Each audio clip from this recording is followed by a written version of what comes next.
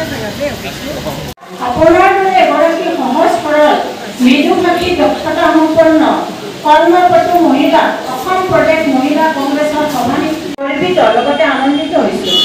অনাগত দিনত আপোনাৰ এই সফলতাৰ বাট কণ্টকবিহীন হওক, লগতে সুন্দৰ হওক। এই কলিকতাত ঘটনাটো হ'ল আপোনালোকে প্ৰতিবাদ কৰক। বোলে আপুনি কিয় প্ৰতিবাদত নাহে? আপোনালোকে কিয় প্ৰতিবাদ নকৰে? মহিলা যেতিয়া নিৰ্যাতিত হয়, সেই ঘটনাটো যদি আপোনাৰ পত্নীৰ লগত হয়, আপোনাৰ ছোৱালীৰ লগত হয়, ভগ্নীৰ লগত হয়, তেতিয়া আপুনি ৰৈ থাকিব নেকি যে যোৱা তোমালোকৰ আপোনাৰ ভগ্নী নিৰ্যাতিত হ'লে আপুনি মহিলা পঠাই দিলে ৰৈ থাকিব নেকি? এইটো বহুত ডাঙৰ এটা গেপ।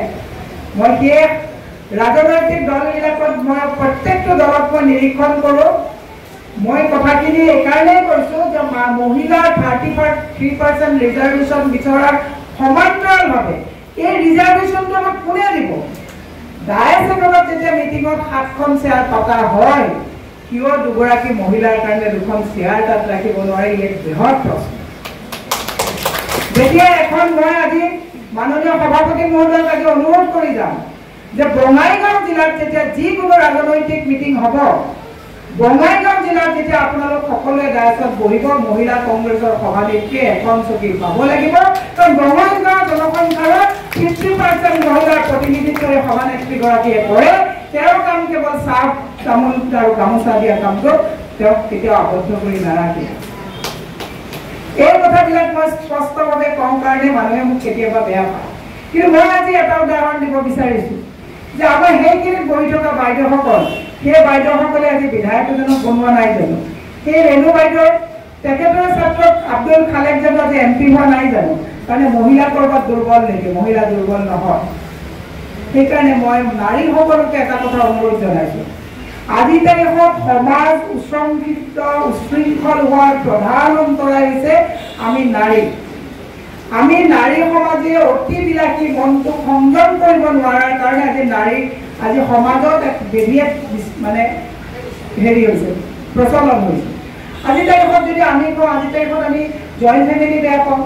আজি তাৰিখত আমি গধূলা আছে, গধূলা মানুহে ভাবি যে বুঢ়া মানুহে গোসাঁই ঘৰত যাব লাগে। ডেকা ছোৱালীবিলাকে বিয়া হৈ আহিলে কয় নহয়, মইতো এতিয়া 40 বছৰে হোৱা নাই, গোসাঁই ঘৰত মই কিয় দিম?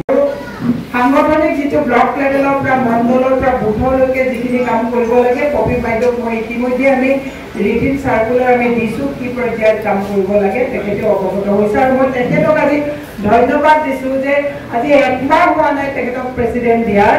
1 মাহৰ ভিতৰত তেওঁ দিল্লীত গৈছে প্ৰতিবাদ কৰিবলৈ। 1 মাহৰ ভিতৰত আজি তেখেতে এটা খুব ধুনীয়াকৈ সুন্দৰ প্ৰগ্ৰেম কৰিছে। সেয়া প্ৰমাণিত কৰে যে নাৰী কেতিয়াও দুৰ্বল নহয়। আজি মই চবতছে এটা ডাঙৰ কথা মই মহিলা কংগ্ৰেছৰ সভানেত্ৰী হিচাপে কৈছোঁ, যোৱাকালি আমি এটা প্ৰতিবাদ কৰিছোঁ, সদায় প্ৰতিবাদ কৰিছোঁ। এটা মাহত 23 গৰাকীকৈ নাবালিকৰ পৰা কিশোৰীৰ পৰা মহিলালৈকে ধৰ্ষিত হৈছে।